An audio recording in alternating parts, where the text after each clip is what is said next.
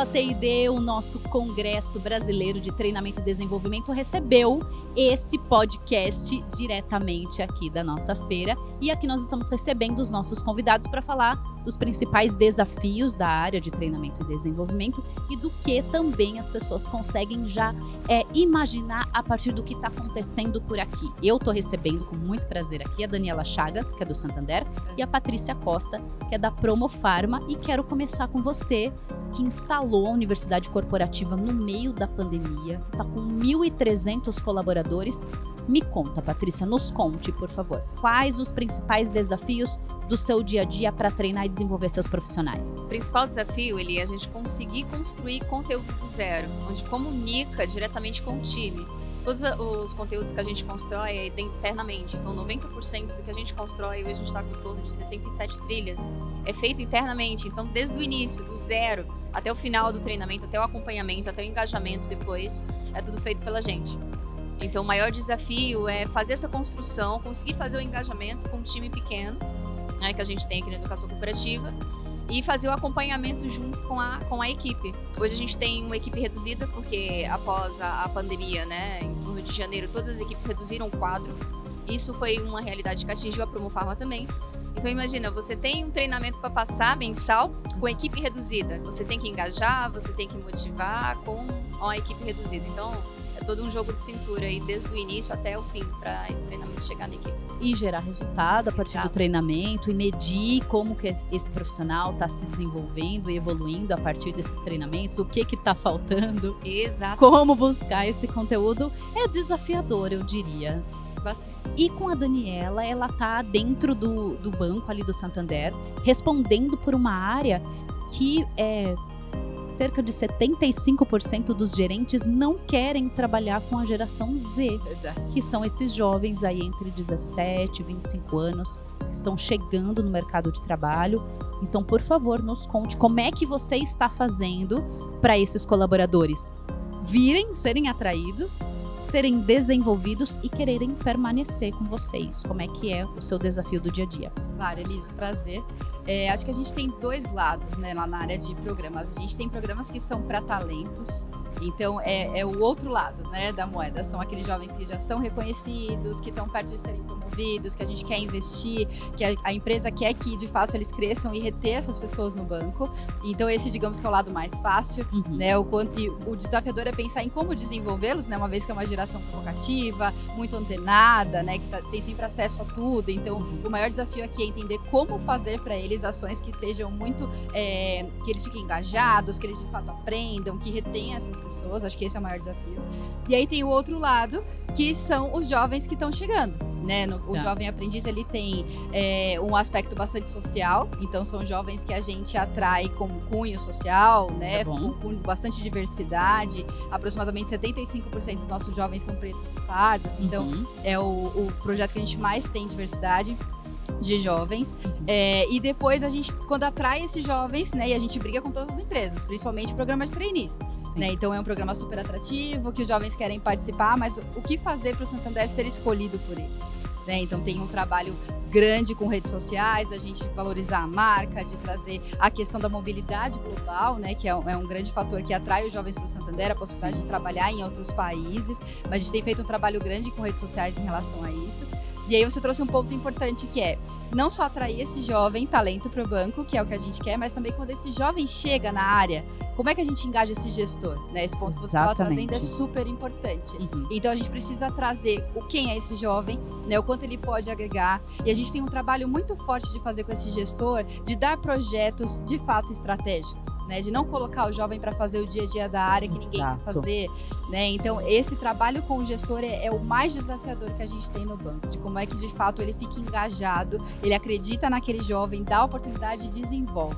Porque a gente sabe que o gestor, ele tem um dia a dia muito corrido, né? Ainda mais no banco como o Santander, com mais de 40 mil funcionários, em fase de reposicionamento, né? Que a gente está esse ano. Na pandemia também não diminuiu só o quadro, né? Caiu a verba, então a gente tem um cenário super desafiador, um mercado muito desafiador para os bancos esse ano passado, sobretudo.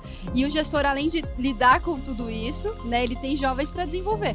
Então, como é que o nosso maior desafio lá é engajar os gestores para desenvolver de fato esse jovem e fazer dele um papel relevante dentro do banco para que ele possa crescer de fato a carreira, que é o que a gente mais quer. E até porque ele olha e ele se assusta com esse jovem. Ele fala assim, não, mas parece que eu não era desse jeito, eu pensava de outra forma. E é realmente, eu falo muito que existe um abismo entre agora a gente que está aí na casa dos 40, 30 e tantos, 40 e pouquinho, que é a geração Y, que a gente não se vê na juventude atual. Mas a gente não tem que se ver mesmo, a gente tem que olhar para eles e entender a forma como eles funcionam e adequar as nossas habilidades de líderes para tirar e extrair o melhor deles e fazer um papel muito mais de mentor, de estar ao lado deles e não de simplesmente supervisionar, controlar e analisar. É o que eu tenho visto e lá dentro do banco, com essa quantidade de jovens, precisa cuidar desse gestor, precisa cuidar dessa liderança. E eu acho que é exatamente esse o ponto, Elis, porque esse jovem dá trabalho. Exato. A nossa geração obedecia. Né? E era muito mais executora do que o jovem que a gente tem hoje. O jovem que tem hoje, ele provoca. Mas eu tô fazendo isso por quê? Mas onde vai chegar essa tarefa? São muito autodidatas, né? Exato. Muito autodidatas e muito provocativos. Procuram informação sozinho, eles aprendem sozinhos, E eles não aceitam o status quo, né? Que Exato. Eles querem provocar, eles querem crescer na carreira, então dá muito mais trabalho para o gestor. Obviamente, os resultados também são muito maiores. Sim. Né? Se você desenvolver esse jovem de fato, ele voa. E é muito bom pro banco também, é o que a gente quer. Mas dá muito mais trabalho pro gestor. E eu falo que eles também, assim, são a geração tutorial, porque eles...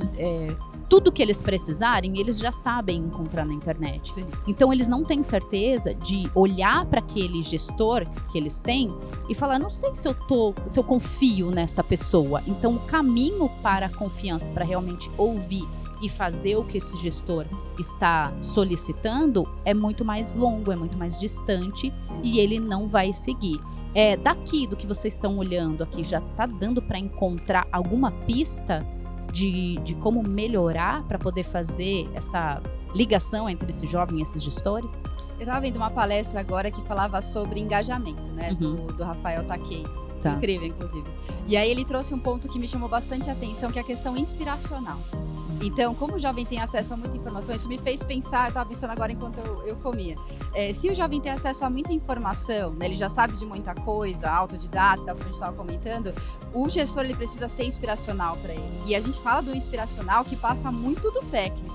Né? O técnico, para ele, o que a gente percebe é que é o básico. O quanto esse gestor de fato é ético, né, é honesto, tem diversidade, cuida das pessoas com respeito, né, respeita a diversidade das pessoas, promove a diversidade. Então, são aspectos que a nossa geração não valorizava, né, como eles valorizam hoje. Então, acho que tem um fator inspiracional que o Rafael trouxe na palestra, que de fato pode causar engajamento e fazer esse jovem crescer de forma mais rápida. E já está te trazendo aí alguma ideia de como seguir no seu dia a dia, fervida. Já ficou fervendo, já quer voltar e começar a trabalhar agora na parte da tarde. Exato. E Patrícia, com você já conseguiu dar uma olhada aí para poder fazer com que esses seus 1.300 colaboradores estejam mais engajados?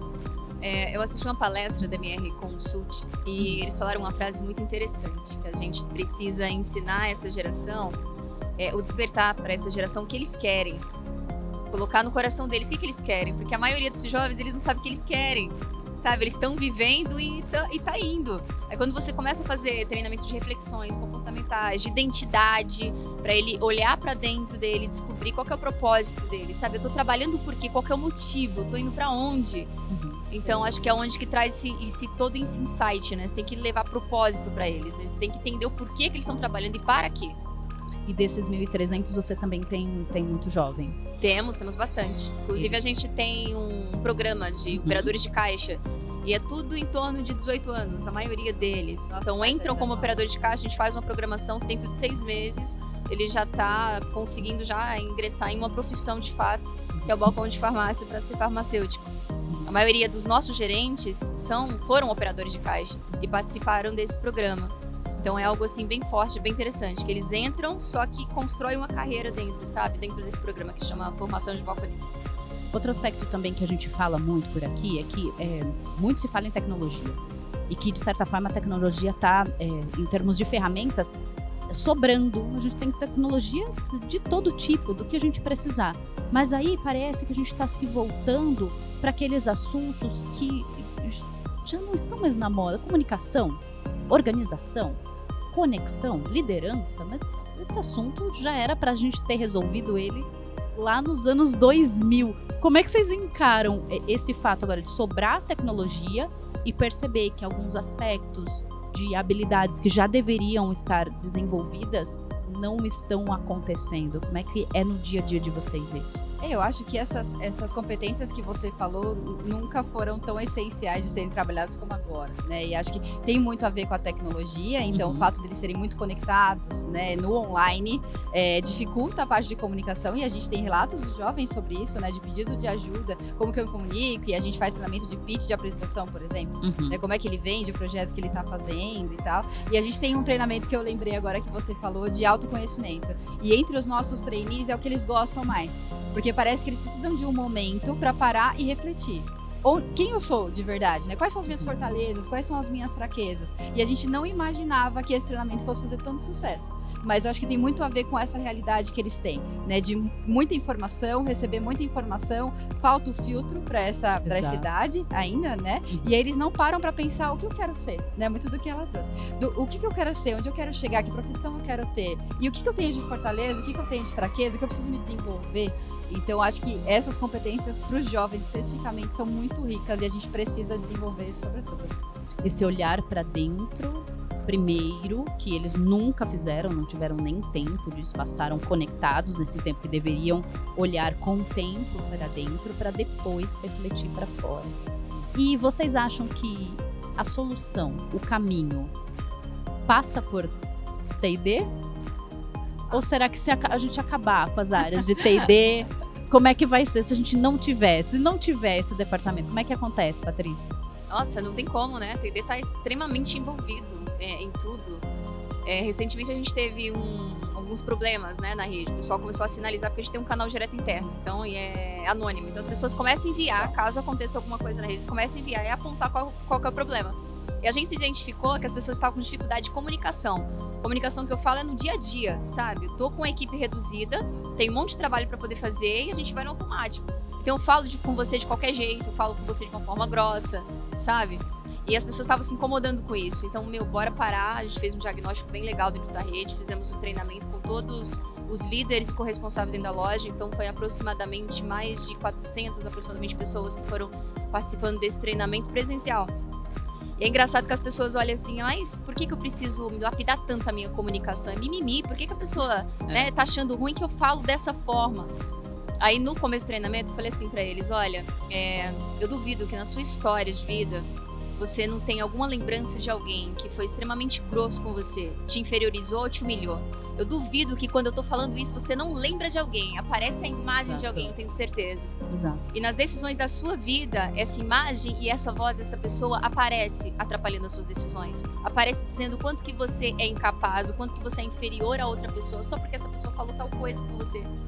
E, nossa, era incrível, porque cada turma que eu fechava era em torno de 70 pessoas. E se olhava pro rosto deles, as pessoas choravam, sabe? Pra mim foi tão simples aquilo, né? Mas olhava pro pessoal, nossa, impactou, sabe? As pessoas se tocaram, poxa, é verdade.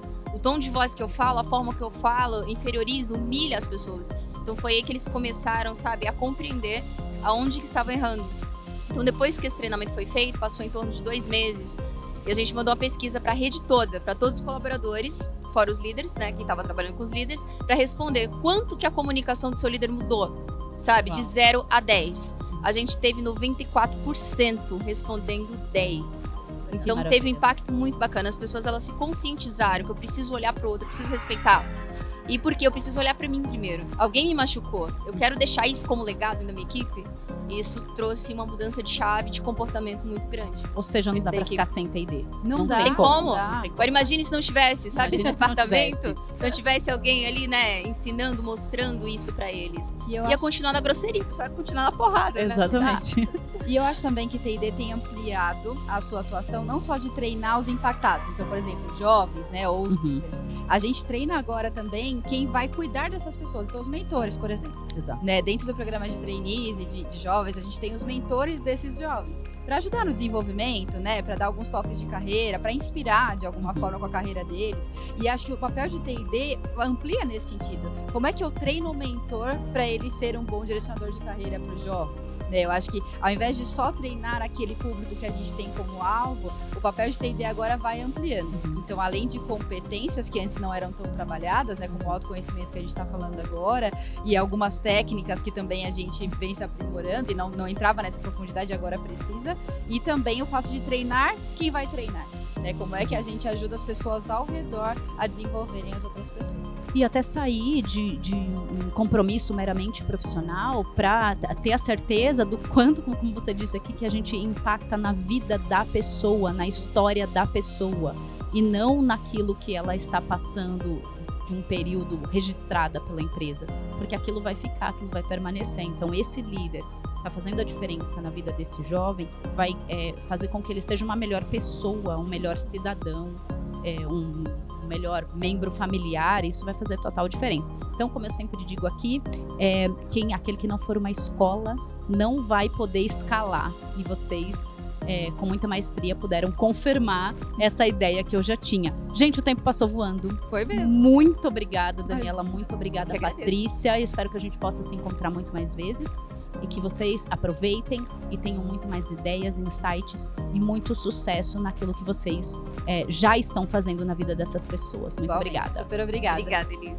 E a gente vai ficando por aqui com a Daniela e com a Patrícia, mas a gente volta logo mais. Ative o sininho, acompanhe o canal. A gente ainda tem muito mais entrevistados para poder acompanhar aqui no CBTD. Até mais.